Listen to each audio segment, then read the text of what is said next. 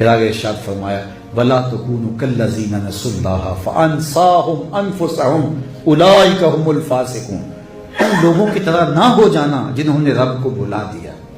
کتنے لوگ ہیں جو غفلت کی زندگی گزار رہے ہیں، سویر سے شام، شام سے سویر، بس اغراض دنیا کے پیچھے بھاگے۔ مقصد حیات کیا ہے؟ دنیا پہ آئے کس لیے تھے؟ ہمیں پیدا کسی نے کیوں کیا؟ اور ہماری زندگی کا وظیفہ کیا ہے؟ مقاصد حیات کیا ہے؟ اس کی طرف توجہ نہیں ہے، تو وہ بھول گئے اپنے مقصد حیات کو۔ میلہ دیکھنے آئے تھے تو گھر کا رستہ بھول گئے۔ تو کہا وَلَا تَكُونُوا كَالَّذِينَ نَسُوا اللَّهَ، ان لوگوں کی طرح نہ ہو جانا جنہوں نے اللہ کو بھلا دیا۔ تو پھر کیا ہوا؟ سزا کیا ملی؟ جنہوں نے اللہ کو بھلا دیا اللہ تعالیٰ نے ان کا رزق چھین لیا؟ نہیں، رزق تو بڑا فراہم دیا۔ اللہ نے ان کی زندگی کی سانسیں چھین لی؟ نہیں، زندگی کی ڈوری بھی لٹک رہی ہے۔ اللہ نے بینائی اچک لی؟ نظر بھی تیز ہے۔ اللہ نے ذہانت کھینچ لی؟ نہیں، ایسا بھی نہیں ہے، وہ بڑا ذہین ہے، بڑا فتین ہے، زمانے کو جو ہے وہ انگلیوں پہ نچانے کا فن جانتا ہے۔ کیا اس کی ٹانگیں کام کرنا چھوڑ گئی؟ کہا ایسا بھی نہیں ہے۔ زبان کا طوطی بند ہو گیا؟ کہا ایسا بھی نہیں ہے۔ تو پھر سزا کیا ملی جنہوں نے اللہ کو بھلا دیا؟ تو کہا ان لوگوں کی طرح نہ ہو جانا جنہوں نے اللہ کو بھلا دیا۔ تو جب انہوں نے بھلا دیا تو اللہ نے سزا کیا دی؟ سنو سزا کتنی ڈاڈی ہے، لیکن باریک بھی بڑی ہے۔ فَأَنسَاهُمْ أَنفُسَهُمْ، اللہ نے انہیں ان سے بے خبر کر دیا، وہ اپنے آپ سے بے خبر ہو گئے، انہیں پتہ ہی نہ رہا کہ ہماری زندگی کے مقاصد کیا ہے۔ یہ سزا اللہ نے دی، بڑی باریک سزا ہے۔ یہ سمجھے کہ اگر اللہ ناراض ہوتا تو ہمیں اتنی دولت کیوں دیتا؟ اللہ ناراض ہوتا تو ہم جیت کیوں جاتے؟ اللہ ناراض ہوتا تو سارے نیچے ہم اوپر ہیں، یہ کیوں ہوتا؟ وہ یہ سمجھتے رہے کہ یہ اللہ کی رضا کے سبب ہے۔ انہوں نے ڈاکے سے، چوری سے، منشیات فروشی سے مکان بنایا اور پھر اس کے اوپر لکھ دیا ھذا من فضل ربی۔ نفس نے دھوکہ لے لیا کہ شاید یہ رب کا فضل ہے، حالانکہ وہ قہر تھا رب کا، وہ غضب تھا رب کا، لیکن یہ اس کو اللہ کا فضل سمجھتے رہے۔ تو سزا کیا ملی؟ سزا نہ روزی بند ہوئی، نہ آنکھوں کی بینائی اچکی گئی، نہ شنوائی اچکی گئی، نہ ٹانگیں بے زور ہوئیں، نہ دماغ کام کرنا چھوڑا، نہ زبان کا طوطی بند ہوا۔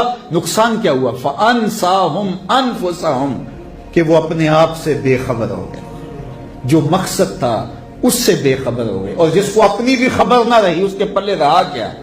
اقبال نے کہا تھا نا، اپنے من میں ڈوب کر پاجا سراغ زندگی، میرا نہیں بنتا تو نہ بن، اپنا تو بن، اور جو اپنا بھی نہ رہا اس کے پلے رہا کیا؟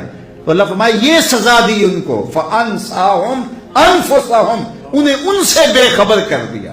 وہ سمجھتے رہے خیر ہے، خیر ہے، یہ بھی ہے، یہ بھی ہے، یہ بھی ہے۔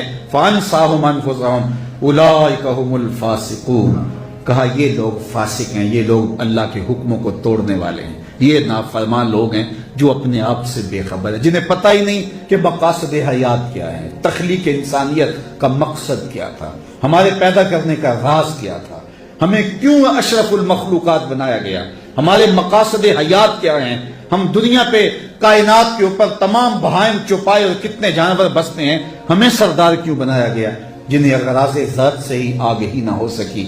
فَأَنسَاهُمْ أَنفُسَهُمْ أُولَٰئِكَ هُمُ الْفَاسِقُونَ۔ آگے یہ زندگی بیت گئی، آگے نقشہ بیان کیا، اللہ اکبر، لا یستوی اصحاب النار واصحاب الجنہ۔ یہ دنیا تو بیت گئی، آج تو کوئی اوپر کوئی نیچے، لیکن کیا قیامت کے دن تو عملوں کے حساب سے ہی ہوگا نا۔ پھر کہا اب سن لو پھر فیصلہ کہ جنتی اور دوزخی برابر نہیں ہو سکتے۔ اصحاب الجنت هم الفائزون، جو اہل جنت ہیں وہی کامیاب اور بامراد ہیں۔ اللہ ہم میں سے ہر ایک کو جنت کا مالک اور وارث بنائے اور ہمیں فائزین میں بنائے، اور ہماری زندگی کو حقیقی اجالے اور حقیقی نور اور حقیقی رحمتوں سے مالا مال فرمائے۔ اتقوا اللہ، اور اللہ سے ڈر جاؤ، ان اللہ خبیر بما تعملون، اور جو تم کرتے ہو تمہارا رب اس سے باخبر ہے۔ مت سمجھو کہ وہ جانتا نہیں ہے۔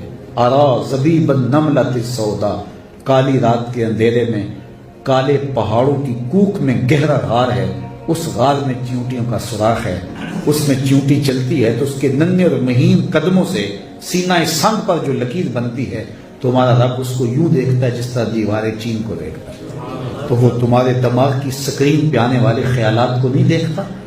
ان اللہ خبیر بما تعملون، جو تم کرتے ہو تمہارا رب اس سے باخبر ہے۔